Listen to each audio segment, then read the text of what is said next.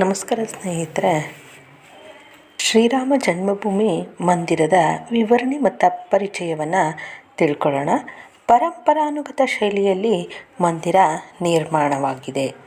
ಪೂರ್ವ ಪಶ್ಚಿಮವಾಗಿ ಉದ್ದ 380 ಅಡಿ, ಅಗಲ 250 ಅಡಿ ಮತ್ತು ಎತ್ತರ 161 ಅಡಿ ಅಳತೆಯಲ್ಲಿ ಮಂದಿರ ನಿರ್ಮಾಣವಾಗಿದೆ.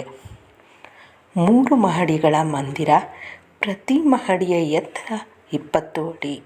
ಒಟ್ಟು 392 ಸ್ತಂಭಗಳು ಮತ್ತು 44 ಬಾಗಿಲುಗಳು.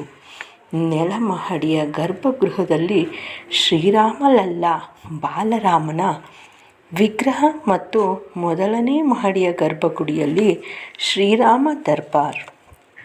ಒಟ್ಟು 5 ಮಂಟಪಗಳು: ನೃತ್ಯ ಮಂಟಪ, ರಂಗಮಂಟಪ, ಸಭಾಮಂಟಪ, ಪ್ರಾರ್ಥನಾ ಮಂಟಪ ಮತ್ತು ಕೀರ್ತನಾ ಮಂಟಪ.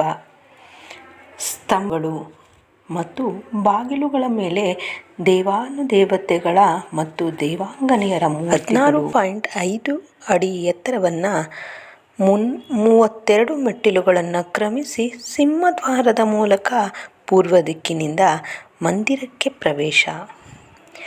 ದಿವ್ಯಾಂಗರು ಮತ್ತು ವೃದ್ಧರಿಗಾಗಿ ಜಾರುಮೆಟ್ಟಿಲು ಮತ್ತು ಲಿಫ್ಟ್ ವ್ಯವಸ್ಥೆ.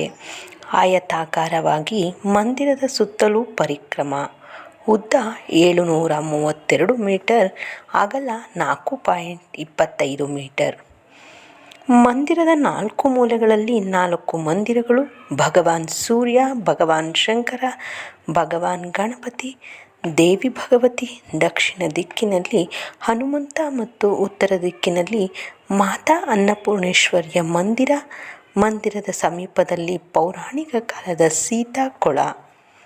ಶ್ರೀರಾಮ ಜನ್ಮಭೂಮಿ ಮಂದಿರದ ಪರಿಸರದಲ್ಲಿ ಪ್ರಸ್ತಾವಿತ ಅನ್ಯ ಮಂದಿರಗಳು: ಮಹರ್ಷಿ ವಾಲ್ಮೀಕಿ, ಮಹರ್ಷಿ ವಿಶ್ವಾಮಿತ್ರ, ಮಹರ್ಷಿ ಅಗಸ್ತ್ಯ, ನಿಷಾದರಾಜ ಗುಹಾ, ಮಾತಾ ಶಬರಿ ಮತ್ತು ದೇವಿ ಅಹಲ್ಯ.